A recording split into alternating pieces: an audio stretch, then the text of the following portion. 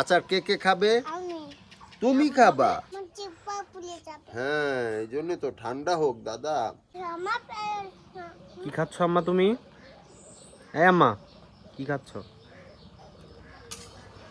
কি খাচ্ছ বলো? এটা আম, এটা আম, এটা আম, এটা আম।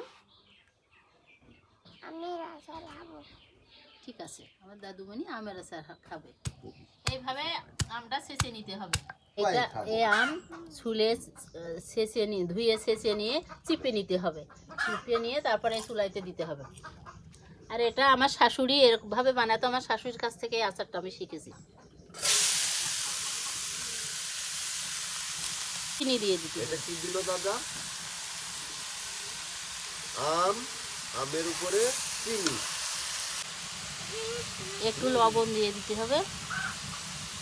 লবণ দিয়ে দিলাম।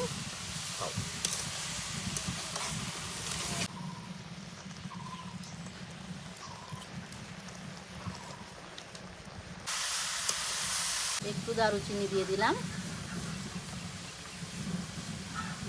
এলাচ, একটা এলাচ চিড়ে দিলাম। এই আচারটা আপনি ডাউল দিয়ে খেতে পারবেন, এমনিও খাওয়া যাবে।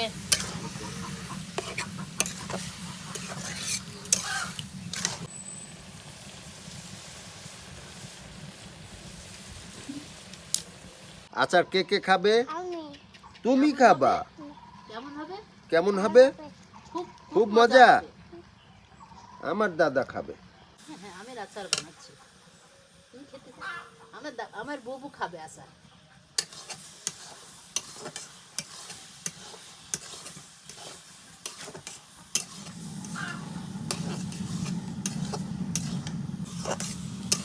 নাড়তে নাড়তে আচার শুকায় যাবে।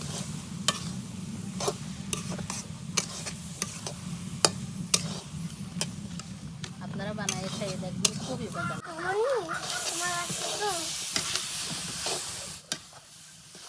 ওখানে বসো। ওখানে বসো, দিচ্ছি।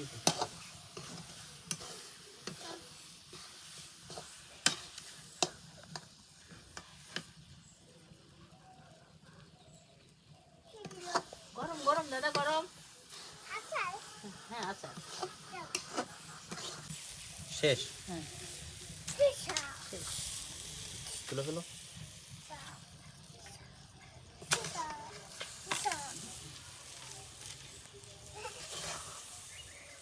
এই আচারটা রোদে দিতে হবে, দিয়ে শুকাতে হবে। শুকায়ে ঘরে রেখে অনেক দিন খাওয়া যায়।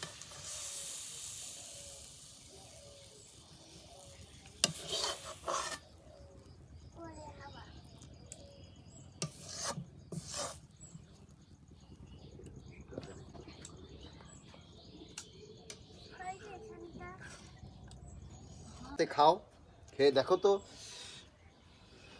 কেমন লাগে। হ্যাঁ, এই জন্য তো ঠান্ডা হোক দাদা। একটু খেয়ে দেখো, বলবা কেমন লাগে। কেমন? কেমন ভালো?